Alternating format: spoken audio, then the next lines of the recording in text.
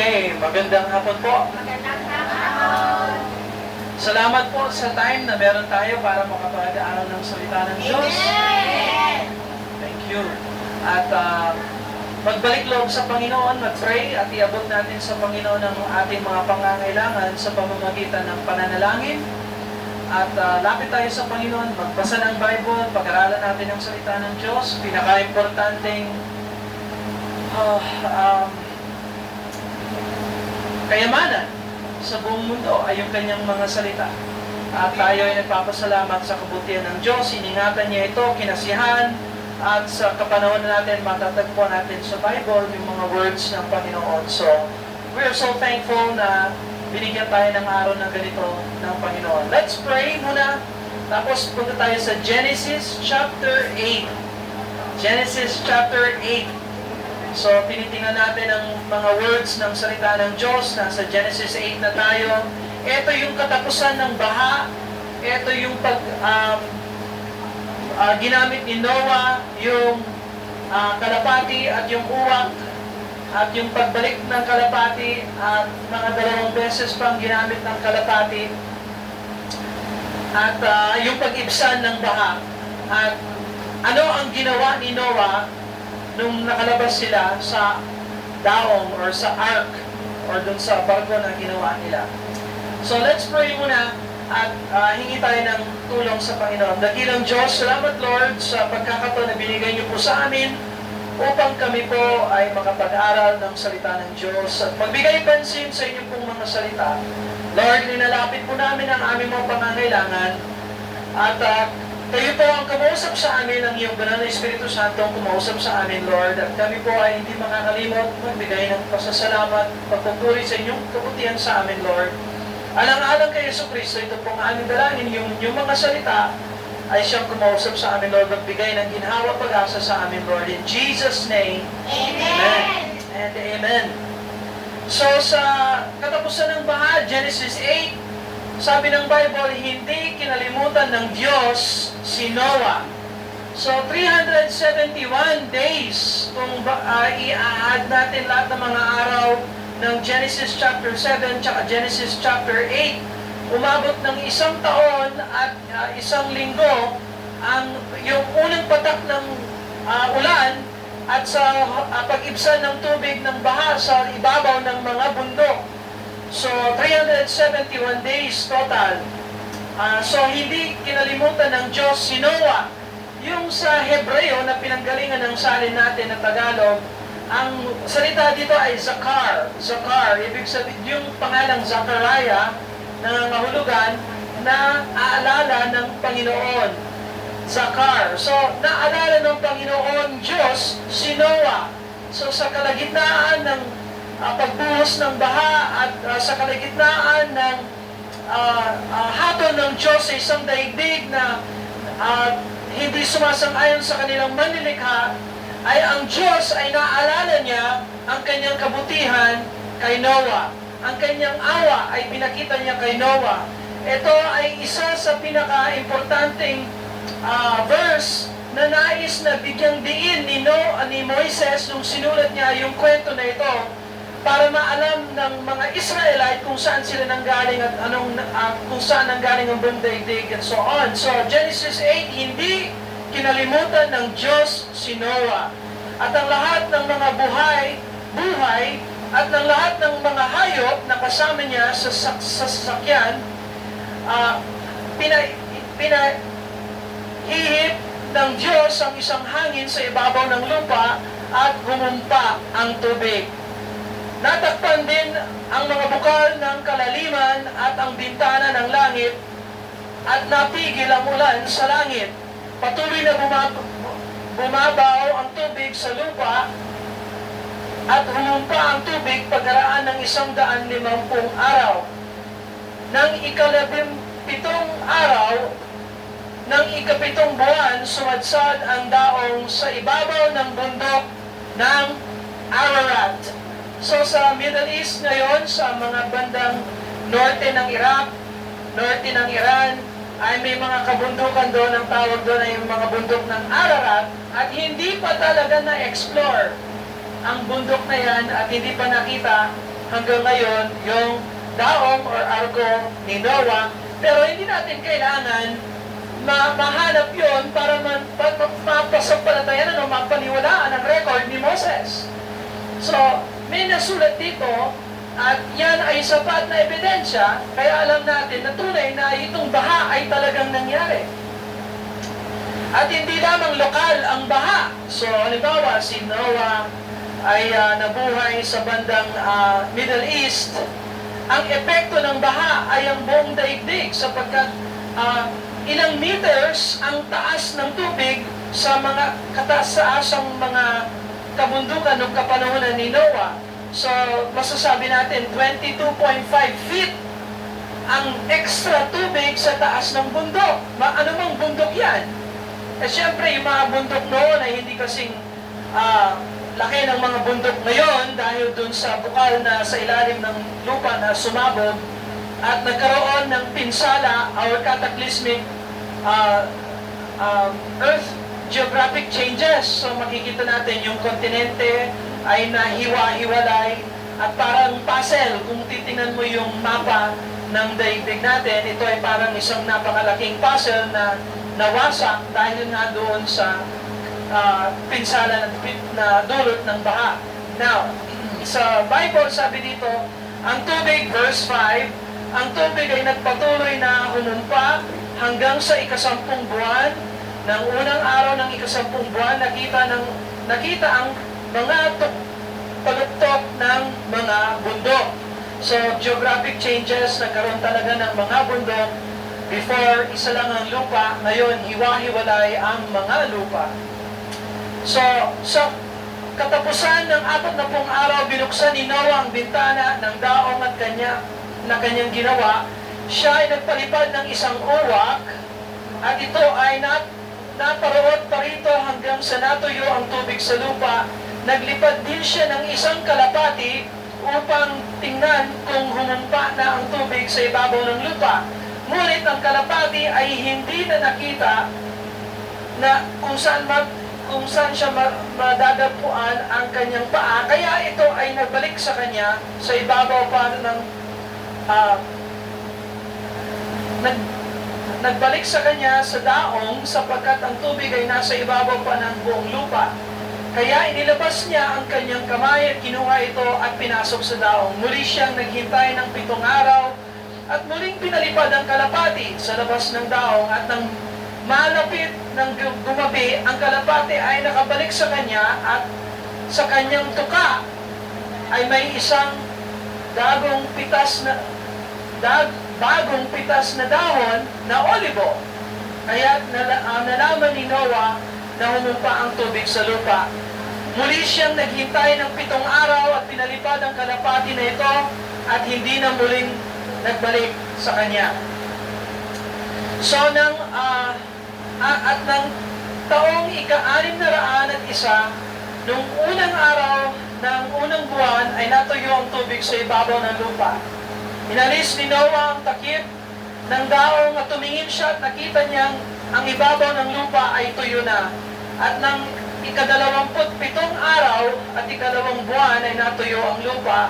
At nagsalita ang Diyos kay Noah, lumabas ka sa daong, ikaw at ang iyong asawa, ang iyong mga anak at ang mga asawa ng iyong mga anak na kasama mo. Ilabas mo kasama mo ang bawat mga hayop na buhay, mga ibon, mga hayop na bawat gumagapang sa ibabaw ng lupa upang sila ay dumami sa ibabaw ng lupa at magkaroon ng mga anak at dumami sa ibabaw ng lupa. Kaya lumabas si Noah at ang kanyang mga anak at ang kanyang asawa at ang mga asawa ng kanyang mga anak na kasama niya. Bawat hayop, bawat gumagapang, bawat ibon, anumang gumagalaw sa ibabaw ng lupa, ayon sa kanyang angkan ay lumabas sa daong. At ito ang unang ginawa ni Noah nung sila ay lumabas. So, sabi ng Bible, ipinagtayo ni Noah ang isang dambana ng isang dambana ang Panginoon. Kumuha siya ng lahat ng malinis na hayop at sa lahat ng malinis na ibon at nag-alay ng mga handog na susunugin sa dambana. At So, ang unang ginawa ni Noah nang sila ay nakalabas, ay siya ay nag-alay ng pagpupuri at pasasalamat sa Panginoon sa pamamagitan ng pag-sacrifice ng mga malilinis na hayop. Sumasang-ayon ito dun sa sacrifice na tinuro ni Adan, ng Diyos kay Adan sa garden. Tapos nung tinuro ni Adan kay Abel at kay Cain, na binaliwala ni Cain, yung sacrifice na ang sacrifice ay napakahalaga sapagkat ito ay larawan ng parating na tagapagligtas na tinawag ni John the Baptist sa John chapter 1 verse 29.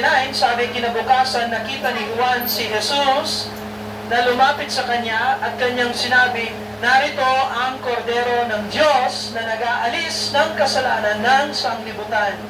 So, kaya mahalaga yung sacrifice dahil ito ay larawan ng kordero ng Diyos na nag-aalis ng kasalanan ng sanglibutan. So, kaya hindi tinanggap ng Diyos yung sacrifice ni Cain dahil hindi ito madugo at walang pananampalataya. Ito ay prutas ng kanyang sipag at paggawa at sarili niyang kakayahan, pero wala siyang tiwala sa Diyos at hindi niya binigyang pansin ang halaga ng dugo at yung hindi siya sumunod man dun sa standard ng Diyos. Akala niya tatanggapin siya ng Diyos sa kanyang sarili. Pero ganun pa man, ang kaligtasan ay ganito, tatanggapin tayo ng Diyos hindi dahil sa ating sariling mabubuting gawa o sarili nating invention or sarili nating philosophy.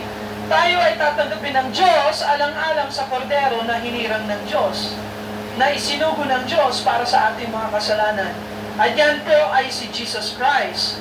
At itong mga ginawa ni Noah na pag-sacrifice ng mga hayop ay naglalarawan na si Noah ay sumasampalataya doon sa parating na tagapagligtas o kordero ng Diyos na iaalay doon sa krus mga 2,000 taon pa sa kapanahonan ng Genesis na ito.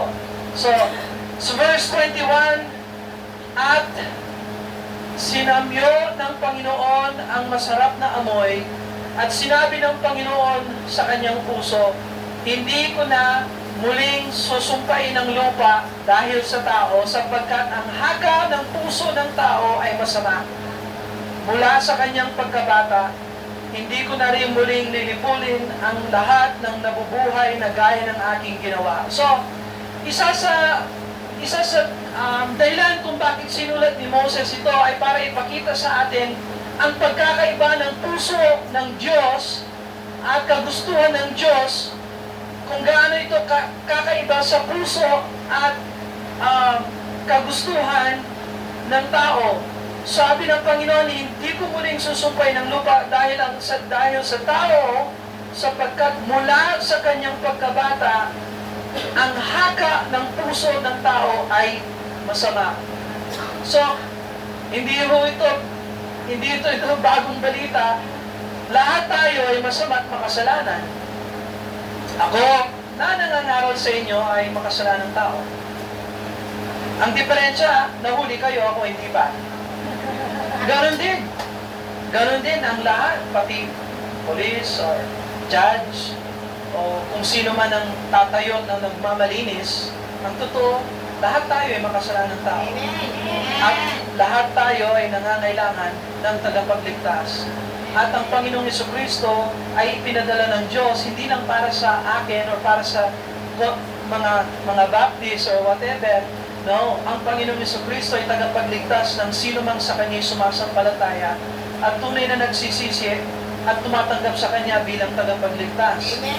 So, ang puso natin, sabi ng Bible, haka ng puso ng tao ay masama. So, ano ang haka ng puso ng Diyos? Well, sa nakita natin, iningatan niya si Noah, inalala niya si Noah, hindi niya nakalimutan si Noah. Ano man ang pangangailangan ni Noah at ng kanyang pamilya sa loob ng daong, ay prinotektahan sila ng Diyos, sinustentahan sila ng Diyos, iningatan sila ng Diyos, at nang nakalabas na siya, ay siya ay maaaring magbigay ng pagpupuri at pasasalamat sa Panginoon dahil sa pag-iingat ng Panginoon sa kanya at sa kanyang family. Well, ganun tayo, kung tayo ay tunay na tatanggap sa Panginoong Jesucristo, ay ang Diyos ay hindi kailanman makakalimot sa atin. Ano man ang mangyari sa atin, ano man ang hinaharap natin, alam natin pagdating natin sa time na tayo ay haharap sa Diyos, hindi tayo haharap bilang isang makasalanang tao, kundi haharap tayo bilang isang makasalanang taong pinatawad ng Diyos dahil kay Jesus Christ. So, ang sabi ng Bible dito, nangako ang Panginoon, hindi ko na rin muling lilipulin ang lahat ng nabubuhay na gaya ng aking ginawa. Habang ang lupa ay nananatili, ang paghahasik at pag-aani, ang tag-init at taglamig, ang araw at gabi ay hindi hihinto. So darating ang time sa hinaharap, hindi na gagamitin ng Diyos ang tubig upang mawasak ang buong daigdig. Papalitan ng Diyos yung buong daigdig sa pamamagitan ng apoy. So mas higit pa ang hinaharap natin kaysa sa naranasan ni Noah. Kung hindi ka pa na kay Kristo, ito ang magandang balita, si Kristo ang daong ng Panginoon, at kung ikaw ay nakasa Kanya, hindi ka lilipulin ng Diyos magpakailanman. Ang sabi ng Bible, siya ay naparito sa kanyang sariling tahanan at siya ay hindi tinanggap ng kanyang sariling bayan, subalit ang lahat ng tumatanggap sa kanya na sumasampalataya sa kanyang pangalan ay kanyang pagkalooban sila ng karapatan na maging mga anak ng Diyos. Ang sabi ng Bible sa sa John chapter 5 verse 24, katotohanan sinasabi ko sa inyo, ang nakikinig sa aking salita at sumasampalataya sa Kanya na nagsugo sa akin ay may buhay na walang hanggan at hindi darating sa kahatulan, kundi lumipat na sa buhay mula sa kamatayan. John 5:39, saliksikin ninyo ang mga kasulatan, sapagkat iniisip ninyo sa mga iyon ay mayroon kayong buhay na walang hanggan, at iyon ay nagpapatotoo patungkol sa akin, subalit ayaw ninyong lumapit sa akin upang kayo ay magkaroon ng buhay. So kung gusto mo magkaroon ng buhay, lumapit lang tayo sa ating Panginoong Jesucristo, magsisi ng kasalanan at tunay na kilalanin siya bilang ating Panginoon Diyos at tagapagligtas. So, ang sabi ng Bible, ang lahat ng ibinigay sa akin ng Ama ay lalapit sa akin, at ang lumalapit sa akin kailanman ay hindi ko itataboy. Salamat sa time na binigay niyo po. Salamat sa magandang balita ng Panginoon. Next Monday, Genesis chapter 9. Genesis chapter 9. Salamat sa time ninyo. Let's pray. Dakilang Diyos, salamat Lord sa opportunity na meron kami para mag-aral ng salita ng Diyos, para maalala po namin yung mga ginawa ninyo noong time ni Noah, kung paano inalalahanan niyo siya, hindi niyo siya nakalimutan, iningatan niyo siya, pinakita niyo sa kanya ang iyong awa at ang iyong grasya kay Noah. Sa dakilang Diyos, ipakita niyo po sa amin ang iyong awa at inyong grasya, ingatan niyo po kami, huwag niyo po kami kalimutan, at alam po namin, hindi po namin kayo makakalimutan, Lord, at kami nagpapasalamat sa inyo dahil sa inyong anak na si Jesucristo, Lord. Magligtas po kayo ng marami, Lord, I pray. In Jesus' name, Amen. Amen. Salamat po sa pakikinig ninyo. Bigyan ko po kayo ng babasahin. Ito pong babasahin, pag nabasa nyo po, pakipasa na lang sa iba. At pag nakalaya na kayo or whatever, so may isang church po dito sa Tuktukan na gustong tumulong sa inyo, mag-pray at mag-aral pa ng salita ng Diyos. Bisitahin niyo po kami. God bless po. Salamat.